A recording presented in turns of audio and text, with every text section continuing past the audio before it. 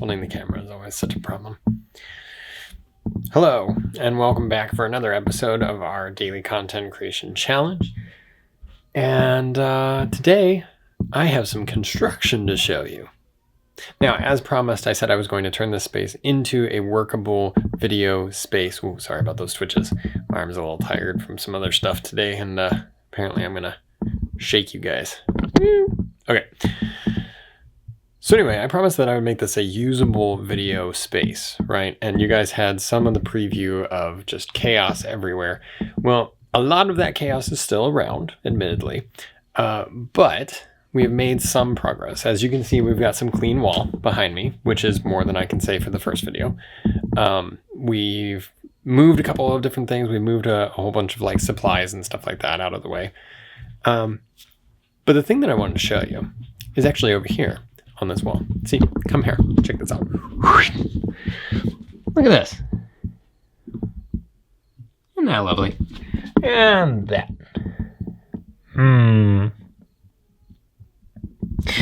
So happy fun times about all that. Now, why I bring you to this gross wall is actually very, very, very, very simple.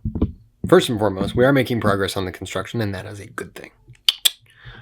Second of all, this wall is an awesome example of sin that we don't check. Sin that we decide to let kind of slip through the cracks. So for us, we have these big cinder blocks that make up our basement, and that's where I'm building this wall. And the cinder blocks are very, very good at keeping the house stable. They're very good at, resisting the outdoors. But what they're not so good at is preventing the water from seeping through the pores of the stone and causing these staining marks on the inside of the house. Now, it's not mold. We've already researched it. We've done some tests. Not mold. It's good. It's good. That's a win. But it also means that the perfectly white paint job that I put on it like 8 months ago is now looking more like that. That's not white. That's not white. Blech. See, this stuff doesn't show up right away. I painted this wall about 8 months ago. This lovely sealant white color. And it is white pretty much all the way around everywhere that I painted except for this corner. Now, why is that? Well, it's very simple.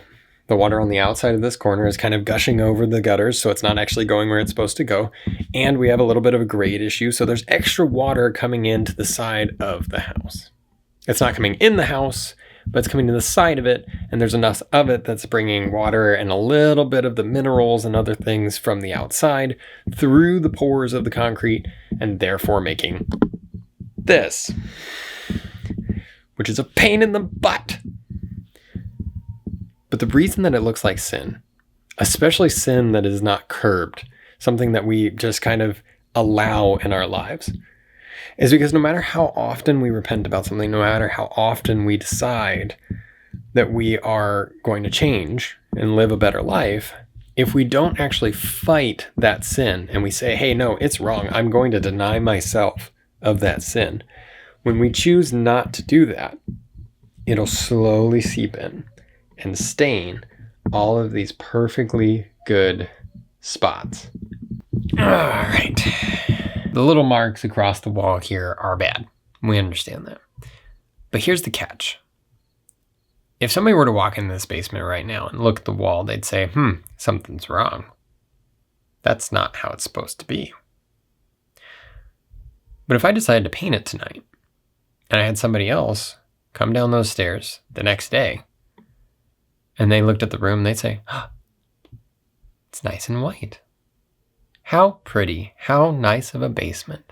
I could paint this basement every time that someone was coming over. I could do that, and no one would ever know that we've got a water issue over here. Or I can dig out the outside, make sure that we've got a good grade, make sure that the water sticks away from our house, fix that gutter issue, and actually make it so that our bricks are safe. Now, out of those two things, the grading and the gutter work and all of that sounds like a lot more work than just patching up a few brown spots on the wall. Until you start thinking about it long term. Because if I had a friend over here every single month, then I'd have to paint the basement every single month.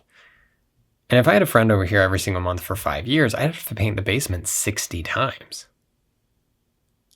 60 times is a lot to patch up a couple spots here or there. And when you think about it, sin that we return to is often very similar.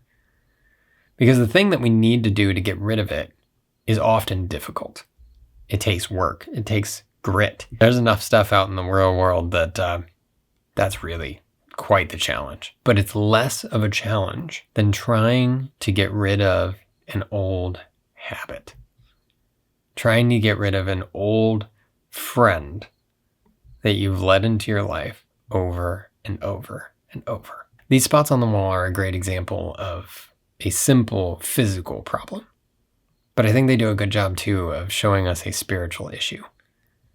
That no matter how many times we paint the walls or how many times we feign perfection, if we keep turning into those sins, if we keep allowing them to show back up in our life, then really it's just like these water spots.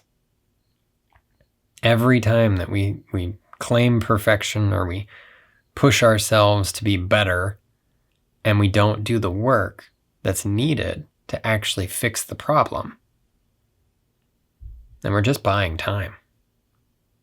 We're just waiting for those spots to show up. Whatever the sin may be, the thing that you keep turning back to and letting yourself take just a little bit of, they're going to show up like this. Every time. No matter what.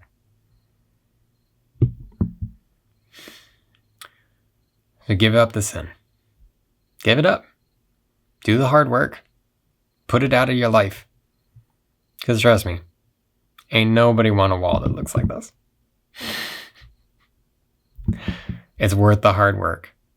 It's worth the good work to get rid of it. As always, thank you for joining for this day. Thanks for walking with me on this little rambling tour of our construction project right here. And I'll see you in the next one. Bye.